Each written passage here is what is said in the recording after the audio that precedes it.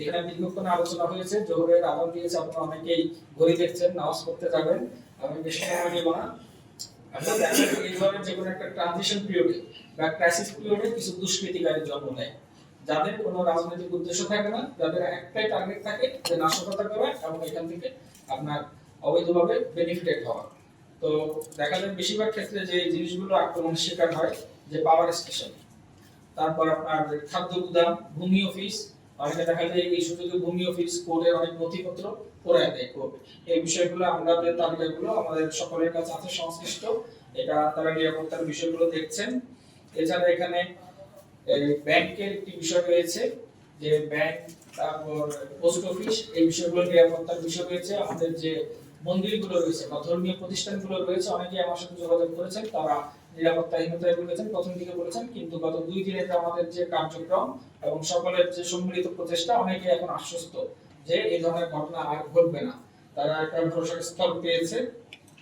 আর এখানে আপনারা যেটা স্পেসিফিক্যালি বলেছেন যে আপনার মামলাগুলো দ্রুত বিচার আদালতে ফাইল করা, তারপর অফিস ভাঙচুর, গুলিবর্ষণ ঘটনার মামলা বা স্পেসিফিক হামলার ঘটনা বলেছেন, এবং একজন গুলিবিদ্ধ হয়েছেন মুয়াজ্জিন বা যিনি অটো চালক হিসেবে কাজ করছেন, তার চিকিৎসার বিষয়ে।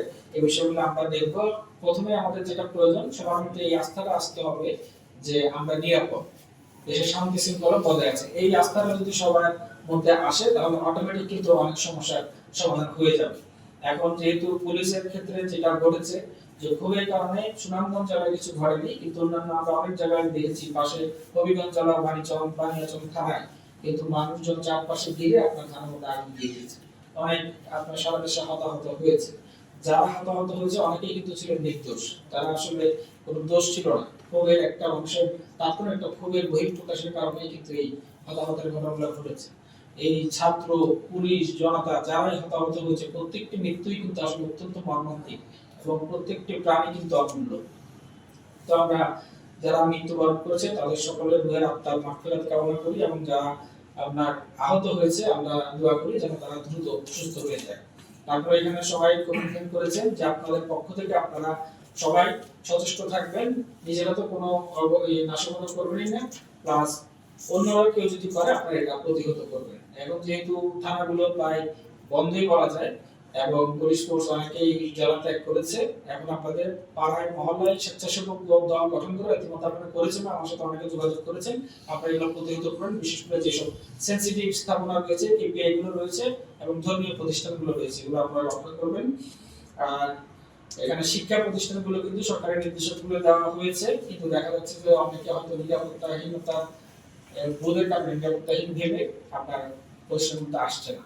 আজকের এই মিটিং এর পর আমার মনে হয় এই প্রতিটি সবার জন্য যে সুনামগঞ্জ জেলা, অন্তত সুনামগঞ্জ জেলা 100% সেফ থাকবে, এবং এই বিশেষটা আমরা যদি এই মেসেজটা সবার কাছে ছড়িয়ে দিতে পারি, তাহলে আমার মনে হয় যে সুনামগঞ্জ জেলার যে জনজীবন এটা আবার স্বাভাবিক হয়ে যাবে। কারণ সুনামগঞ্জ জেলা অনেক মানুষ আছে যারা একবেলা যদি কাজ না করে, তাহলে কিন্তু তাদেরকে অবরুদ্ধ থাকতে হবে। এই বিষয়টা যেন আমরা মাথায় রাখি, সবার জনজীবনের কথা খেয়াল রেখে আমরা যেন আমাদের পক্ষ থেকে আমাদের যেটুকু করার সেটুকু যেন আমরা করি। আমি সবাইকে আন্তরিকভাবে ধন্যবাদ জানিয়ে আপনাদের মতামতের জন্য, আপনাদের সহযোগিতার জন্য আজকের এই সভা এখানে সমাপ্তি ঘোষণা।